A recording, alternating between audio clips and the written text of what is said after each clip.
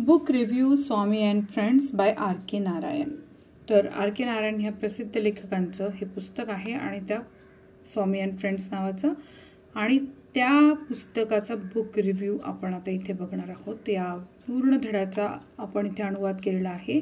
Line to line आपण या धड्याचा अर्थ समजून घेणार आहोत. जर तुम्ही नवीन असाल चॅनलला सबस्क्राईब करा, बेल आयकॉन दाबा.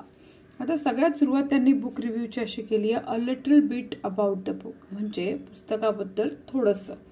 Anything I mention about the book can be mistakenly understood as spoilers, so I would rather give a glance into the book without mentioning any events or plots of the story. हे समजून घ्या की R K Narayan हे लेखक आहे, यांचे पुस्तक आहे, पण याची इथे समीक्षा केलेली आहे. त्यामुळे त्या समीक्षेबद्दल आपण आता इथं बोलणार आहे. म्हणजे मी पुस्तकाबद्दल जे काही सांगेल ते स्पॉयलर म्हणून, स्पॉयलर म्हणजे खराब करणारं समजलं जाऊ शकतं. त्यामुळे मी कथेतील घटना, कथानक न सांगता पुस्तकाची ती झलक थोडक्यात देणार आहे, असं इथे लेखकाला म्हणायचं. Swami is a mischievous little kid of about 10 years old and living in the era where India was under the British rule. म्हणजे स्वामी हा कसा आहे, खोडकर मुलगा आहे आणि तो 10 वर्षांचा आहे. आणि ही कथा जेव्हा ब्रिटिश आपल्या भारतावर राज्य करत होते त्या काळातली कथा आहे.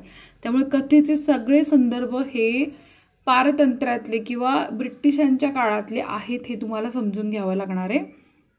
Like most kids of that age, Swami is a kid who cannot stay at one place and absolutely hates school. म्हणजे स्वामी असा मुलगा होता की तो एका ठिकाणी बसूच शकत नव्हता आणि त्याला शाळा अजिबात आवडत नव्हती. इवन वर्स मॅथमॅटिक्स, म्हणजे गणित या विषयात तर काय विचारूच नका, म्हणजे त्याला ते अजूनच वाईट जाईल. तुमचं कुणी भावंड आहे का 10 वर्षाचं भाऊ किंवा बहीण, त्याचं नाव तुम्हाला कमेंटमध्ये लिहायचं असेल तर लिहा. त्या 10 वर्षाच्या किंवा 10-11 वर्षाच्या भावाचं किंवा बहिणीचं, किंवा तुम्हालाही त्यांच्यात अशी खोडकरपणा, मस्तीखोरपणा दिसतो का? School is his absolute nightmare. म्हणजे शाळा ही त्याच्यासाठी कशी होती माहिती आहे का, की एकदम भयानक स्वप्न, अशा ॲब्सोल्यूट नाईटमेअर, भयानक स्वप्न होतं. Anyway the story unfolds around the happening of this kid and how he constantly gets into trouble and gets a good beating from his father. म्हणजे ही संपूर्ण कथा कशी आहे माहिती का, की स्वामी हा कशा प्रकारे एकदम मस्तीखोर आहे आणि त्याच्या भोवती कथानक फिरतं, तो कसा अडचणी सापडतो आणि त्याला वडिलांकडनं कसा मार खावा लागतो, याबद्दल ही कथा आहे. स्वामी इज अ टॉकेटिव्ह लिटल किड. स्वामी हा बडबडा मुलगा होता. And thinks that's his way of facing life. आणि त्याला वाटायचं की बोलणं हाच सगळ्या गोष्टींना फेस करण्याचा मार्ग आहे. Talking himself out of everything. आणि तो काय करायचा, सगळ्या गोष्टीत त्याला वाटलं की सगळ्याला तोंड देण्यासाठी तो काय करायचा, तोंड उघडायचा, बोलायचा. But he does learn the truth the harsh way. पण त्याला कळालं होतं की हे सगळं जे त्याला खरी गोष्ट फार कठोर पद्धतीनं शिकावी लागलेली आहे. As many teens back then all he wants to do is a play under the sun. म्हणजे त्या काळातील अनेक मुलांप्रमाणे त्याला फक्त उन्हात खेळायचं असायचं. तुम्ही जर वडिलांच्या गोष्टी ऐकल्या असतील, आई वडिलांच्या, तर आम्ही उन्हात खेळायचो, विट्टी दांडू खेळायचं, तुमच्या आईवडील सांगत असतील ना. त्यालाही तसंच उन्हामध्ये खेळायला आवडायचं. किक समथिंग, कशाला तरी लात मार, क्लाइंब ट्री, झाडावर चढ, ब्रेक समथिंग, आणि काहीतरी तोडफोड कर, अँड हरॅस समबडी, आणि दुसऱ्याला त्रास द्यायचा. अनलाईक किड्स टुडे, म्हणजे आजच्या मुलांसारखं नाही आहे. आजची मुलं कशी शहाणी आहे, ती खेळताना दिसतच नाही. तुम्ही खेळता का हो मैदानामध्ये? मला तर खेळायला खूप आवडायचं. पण तुम्हाला आवडत असेल तर तुमच्या आवडीचा खेळ पण तुम्ही इथे लिहू शकता कमेंट बॉक्समध्ये. This in fact was and in most parts of India steel is. आणि हे इतर भागामध्ये सुद्धा तुम्हाला भारताच्या भागात दिसून येऊ शकतं अशा प्रकारची स्टोरी सुद्धा. The life of its typical boy growing up, म्हणजे साधारण सर्वसाधारण मुलाची गोष्ट मोठी होती. Technology isn't a big in a kid's life. आणि तंत्रज्ञानाचं तर काही म्हणजे स्थानच नव्हतं त्याच्या आयुष्यामध्ये. All they want is to play, havoc. आणि त्यांना हॅवॉक म्हणजे काय, दंगा करायचा, त्यांना फक्त दंगा करायचं माहिती होतं. In what ways is Swami a typical boy in his growing years. आणि स्वामी कसा होता, वाढत्या वयामध्ये कोणत्या ना कोणत्या प्रकारे एक सर्वसामान्य मुलगा होता. In this regard, Narayan gets deeply into the working of Swami's 10-year-old mind. आता हे R.K. नारायण जे आहे महान लेखक, यांनी 10 वर्षाच्या मुलाच्या संपूर्णपणे जसं काही ते त्याचं आयुष्य तो कसं जगतो, काय विचार करतो, त्याचा इतका बारकाईनं विचार केलेला आहे, त्याच्या मनाचा इतका खोलवर अभ्यास केलेला आहे की आपल्याला कळतं की explaining exquisitely how he thinks and what his perspective of the world is. म्हणजे तो मुलगा कसा विचार करतो, तो त्याच्या जगाकडे बघण्याचा दृष्टिकोन कसा आहे, इतकं सुंदर पद्धतीनं इथे मांडलेलं आहे. The reader does feel like Swami and gets very attached with the character as the story progress. जसे जसे कथानक पुढे पुढे म्हणजे कथानक पुढे सरकत जातं तसं तसं आपल्याला त्या पात्राशी आपली इतकी घट्ट मैत्री होते, स्वामी आपल्याला आवडायला लागतो. That's the magic of Narayan. आणि हीच खरं या लेखकाची जादू आहे. सिग्निफिकन्स ऑफ द बुक म्हणजे या पुस्तकाचं महत्त्व आपण आता थोडक्यात समजून घेऊ. Swami and friends by R.K. Narayan is not merely an interesting reading that could be enjoyed from top to bottom. म्हणजे ही काय असं फक्त खालून म्हणजे पुस्तक सुरुवातीपासून खालपर्यंत वाचून आनंद घ्यावा असं नाही, तर ती कशी कहाणी आहे. But the work attributes a lot of literary values even if it is a teen book.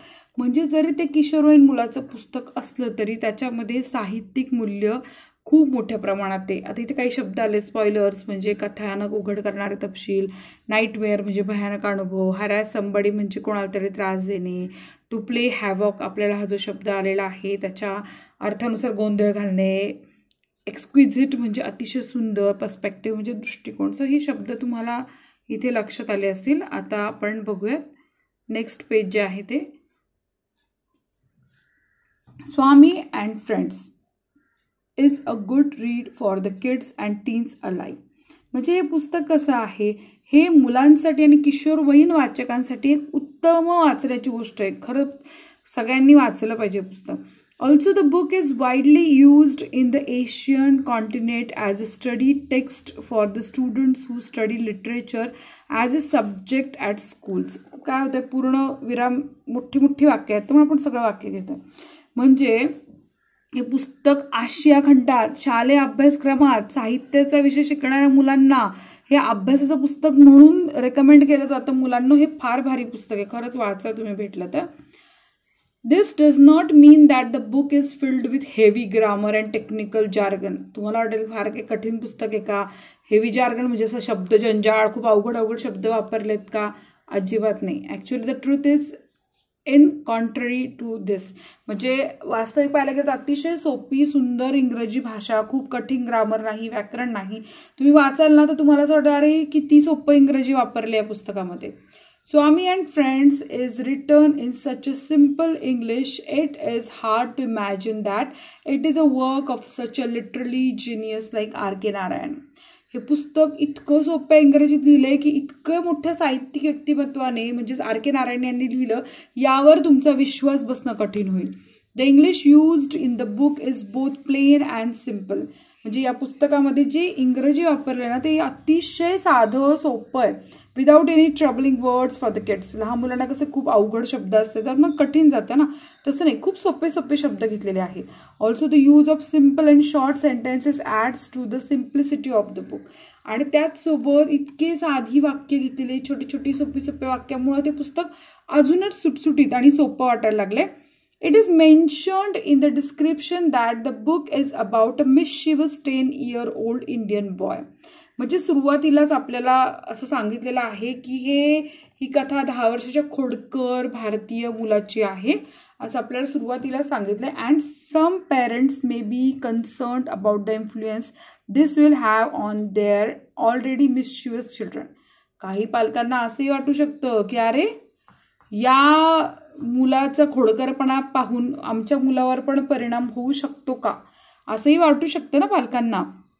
But the book is as such as that encompasses the mischief of the kids in a view of the kid which is harmless and pure in his perspective.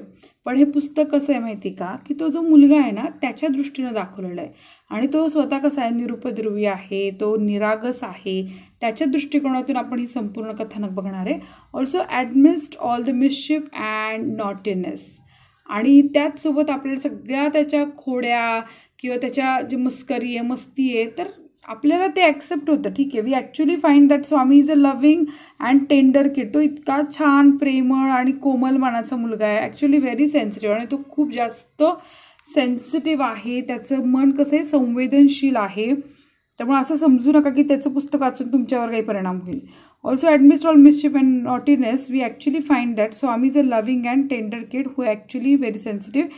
It is also a known fact that mischievous kids are the most sensitive and loving people of all. असं म्हटलं जातं की जी मुलं खोडकर असतात ती सर्वात जास्त प्रेमळ आणि भावनाशील असतात. And R.K. Narayan does a great job conveying that to all of us. आणि R.K. नारायण यांनी त्याची संवेदनशीलता आपल्यापर्यंत इतकी व्यवस्थित पोहोचवलेली आहे की आपल्याला हे सत्य मान्यच करावं लागतं. ते आहेत महान लेखक R.K. नारायण. यांची पुस्तकं तुम्हाला भेटली तर नक्की वाचन करा. आता आपण लास्ट पेजकडे वळतोय, पण यातले काही शब्द आले जे की तुम्हाला ब्ल्यू आणि या लेफ्ट हँड साईडच्या याच्यामध्ये दिसतील. ते म्हणजे टेक्निकल जार्गन म्हणजे तांत्रिक शब्द, ज्यांच्या एनकम्पासेस म्हणजे सामावून घेणे, भोवती सेन्सिटिव्ह म्हणजे इतरांच्या भौतिक, इमोशनल असं या अर्थाने, संवेदनशील या अर्थाने. आता आपण हे पेज बघूयात आपण 3 नंबरचं. तर सुरुवात होते. So in conclusion it can be said that this book is a good read for children of all ages. म्हणजे आपण असं म्हणू शकतो की सर्व प्रकारच्या वयोगटातील मुलांसाठी हे पुस्तक एक उत्तम वाचनासाठी आहे. who may just enjoy a good read or who may want to improve their English skills. म्हणजे ज्यांना इंग्रजीचं ज्ञान वाढवायचं आहे त्या मुलांसाठी तर हे पुस्तक जगात भारी, अप्रतिम आहे. अबाउट द ऑथर, आता आपण लेखकाविषयी थोडक्यात समजून घेऊयात. The author of Swami and friends is India's one of the greatest authors of all time. म्हणजे सर्व काळातील महान लेखकांपैकी R.K. नारायण हे एक महान लेखक आहेत. आणि तुम्ही त्यांचं लिखाण वाचा, तुम्हाला त्याची प्रचिती येणारच आहे. R.K. Narayan is responsible for many of the outstanding literary works India has ever produce. म्हणजे भारत निर्माण की स्वतंत्र झाल्यापासून भारतामध्ये त्यांनी अतिशय उत्कृष्ट साहित्यकृती लिहिलेल्या आहेत. And this book is a particular captures the essence of India under British ruling and the mind and life of a typical teenage kid. आणि या पुस्तकात विशेषतः ब्रिटिशांच्या अधिपत्याखालील भारताचं वास्तव आणि एका साधारण किशोरवयीन मुलाच्या त्याचं जे मन आहे, त्याचं जे विश्व आहे ते इतकं छान प्रकारे इथं टिपलेलं आहे ना. Other great works by Narayan included. आता त्यांनी बाकीचे कोणते कोणते कामं केलेत आपण ते पण बघूया. मालगुडी डेज अप्रतिम आहे. तुम्ही मूवी तुम्हाला यूट्यूब चॅनलवर म्हणजे यूट्यूबवर पण मालगुडी डेज टाकलं तर बघायला मिळेल. नंतर the guide, the painter of science and many more literary works such as the Ramayana, a shortened modern prose version of the Indian epic, and the Mahabharata, a shortened modern prose version of the Indian epic. तर त्यांनी काय केलं, रामायण आणि महाभारताचं संक्षिप्त रूप सुद्धा गद्य रूपात लिहिलेलं आहे. Go take a look at them if you are interested. जर तुम्हाला खरं इच्छा असेल ना तर या साहित्यकृती तुम्ही नक्की बघा. तर आपल्याला या ब्ल्यूमध्ये जे शब्द आलेले आहेत ते आपण बघू. इसेन्स एकच आहे, तर तो म्हणजे मर्म, आत्मा किंवा मुख्य भाव या अर्थाने आहे. तर इथे या पुस्तकाचा जे रिव्ह्यू आहे स्वामी अँड फ्रेंड्सचा तो इथे कंप्लीट झालेला आहे. सो तुम्हाला हा व्हिडिओ आवडला का? आवडला असेल तर नक्की या व्हिडिओ लाईक करा, चॅनल सबस्क्राईब करा. धन्यवाद.